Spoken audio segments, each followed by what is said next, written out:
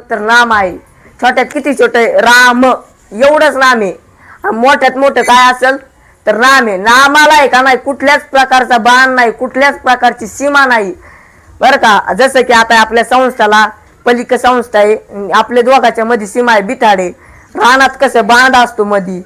आता समजा आपल्याला वेळेची सीमा आहे, आपण जर प्रॅक्टिसला बसलो तर 2च तास प्रॅक्टिस करतो, वर करीत नाहीत. मग करायचं म्हणलं की करीत नाहीत पोरं. म्हणजे सगळ्याला सीमा असते, तशी नामाला कुठल्याही प्रकारची सीमा नाही. ऐसा नामाचा महिमा शेष वर्णिता झाली सीमा. नामाला कुठल्याच प्रकारची सीमा नाही. किती घ्या, नाम खूप मोठे, मोठ्यात मोठं नाव आहे विठ्ठला विठ्ठला विठ्ठल. की तुम्ही तुमचं चित्त शुद्ध करा, तुम्ही भगवंताचं नामस्मरण घ्या. ते संतांनी आपल्याला सांगितलंय महाराज. संतांचेच खूप आपल्यावर उपकार आहेत. आता संतांचे उपकार सांगायचे म्हणलं तर ती जर कोण करून देतय तर ते संत करून देतात. आपल्याला सुख कोण देतय तर संत देतय. हरी प्राप्तीसी उपाय धरावे संतांचे ते पाय. संत आपल्याला या भगवंताची प्राप्ती करून देतात.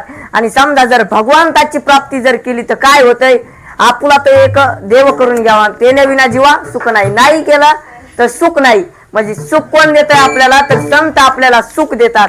आणि भगवंताचं नाम सुद्धा आपल्याला सुख देतोय. हे संसार, हे दारू सगळं आपल्याला दुःखच दुःख देतात. पण फक्त एकच आहे ते आपल्याला सुख देत आहे, ते म्हणजे संत. आणि तेच संत जनाबाई आपल्याला या त्रिभुवनातून तारून नेण्याचं साधन, या भवसागरातून तारून नेण्याचं साधन